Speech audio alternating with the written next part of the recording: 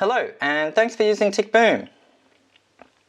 A student has submitted this question on the Board of Studies forum, and they promised that anyone who could solve this induction question for them would get 1,000 years of good luck. So that sounded like a pretty good deal to me.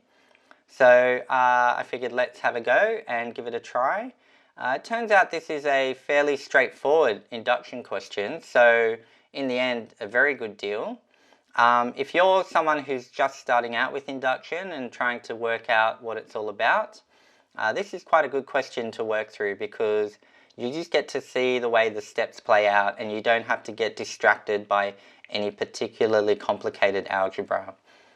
The question says to prove by induction that the sum from k is equal to 1 to n of k plus 2 on k, k plus 1, 2 to the k, that's equal to 1 minus 1 on n plus 1, 2 to the n, for all integers n greater than or equal to 1. So to start, I'll just write down what we're trying to prove so that we can reference it. So we're proving that the sum from k is equal to 1 to n of k plus 2 on k, k plus 1, 2 to the k, that is equal to 1 minus 1 on n plus 1, 2 to the n, for n greater than or equal to 1 and being integers. So step 1 of induction is to show that this is true for n is equal to 1. So typically you'll take the left hand side and right hand side, evaluate them each and show that they're the same. So our left hand side will equal the sum from 1 to 1, which is just simply inserting 1, k is equal to 1 and seeing what you get. So you get 1 plus 2 on 1 times 1 plus 1 times 2 to the 1, which equals 3 on 2 times 2 is 4.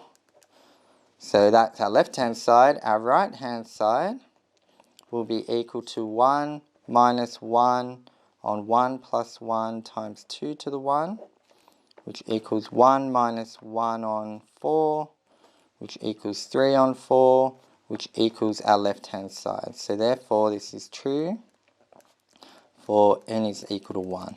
So that's a good start. Step 2 is to assume true for n is equal to some value. Often we'll say n is equal to k, but we've already got a k in here. So to avoid any confusion, I'll just say some other letter. I'll say m. It really doesn't matter what letter you pick. So what we're assuming there is that the sum from k is equal to 1 to m. So wherever I see an n now, I'll put an m. So we'll get k plus 2 on k, k plus 1, 2 to the k. That's equal to 1 minus 1 on m plus 1, 2 to the m. So that's step 2, fairly easy. Step 3 is where the hard work comes, because now we have to show that it's true for n is equal to m plus 1.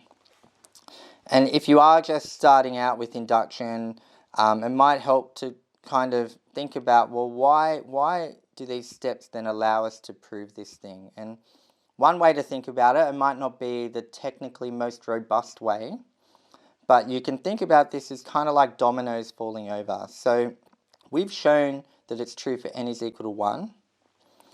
We've then assumed it's true for n is equal to m, and then from there we're going to show that it will also be true for n is equal to m plus 1. So now you can start to just loop through and you go, well, if it's true for 1, from there it must be true for 2. And if it's true for 2, from there it must be true for 3. And then you just keep going. Once you've got the first domino toppled, they all start to follow. So that could be a helpful way to think about why this works. I wouldn't quote that in your exam answers. At the end of the day, we can just say by induction, by the process of induction. But in the back of your head, maybe that's a way to kind of help understand what's going on when we do these steps. So now we have to do step 3, which is typically where the harder work is. I might turn over for this so we've got enough room. So here basically you need to kind of typically start with either the left or right hand side and then show that the other side is equal to whatever you got. Here, the simpler of these two sides is clearly the right hand side, so that's probably the easier place to start. So we'll say the right hand side is equal to 1 minus 1, and then we just put an m plus 1 wherever we see n. So it'll be on m plus 2, 2 to the m plus 1. So that's our right hand side. Now what we need to do is solve our left hand side and see if we can then simplify it to this. So our left hand side would be the sum from k is equal to 1 to m plus 1 of k plus 2 on k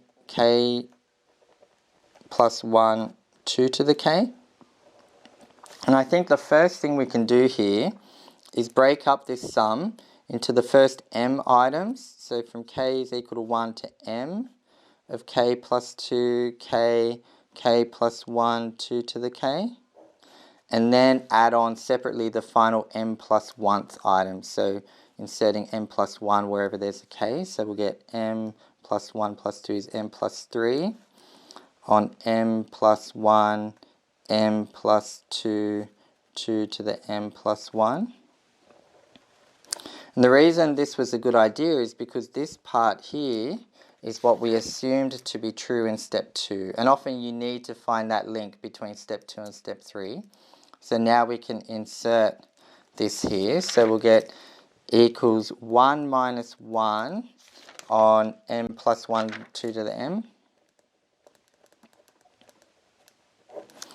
plus m plus 3 on m plus 1, m plus 2, 2 to the m plus 1. And now what we need to do is try and simplify this. And I think the key will be to get a common denominator. And hopefully we end up here with the right hand side. So we'll get 1 minus, and in terms of a common denominator, this is clearly going to be what we want. So we'll get m plus 1, m plus 2, 2 to the m plus 1. Now this bit here, we've already got our m plus 1, and we've got our 2 to the m. So we just need another 2 in the denominator. So that means we also have to put it in the numerator. And we need an m plus 2 in the denominator, so we'll put that in the numerator. And then this bit's already in that form, so m plus 3 on m plus 1, m plus 2, 2 to the m plus 1. Now we can bring these together. So we'll get 1 plus, and we've got minus 2m plus 2, so that's going to be minus 2m minus 4 plus m plus 3 over m plus 1, m plus 2, 2 to the m plus 1. So that's going to then become 1 plus minus 2m plus m will be minus m. Minus 4 plus 3 will be minus 1 over m plus 1, m plus 2, 2 to the m plus 1. So that's going to become 1 minus m plus 1 over m plus 1, m plus 2, 2 to the m plus 1. And now we can cancel these and finally get our 1 minus 1 on m plus 2, 2 to the m plus 1, which is our right hand side. So what we can say is our final step is that by induction, the thing that we were trying to prove, so the sum from k is equal to 1 to n of k plus 2 on k plus 1, 2 to the k is equal to 1 minus 1 on n plus 1, 2 to the n for n greater than or equal to 1. So that's it for that question. That is the induction. That's how you'd work through all the steps. Hopefully you see that Whilst you had to be careful with this algebra here, there wasn't anything too complicated. It really was just about getting this common denominator.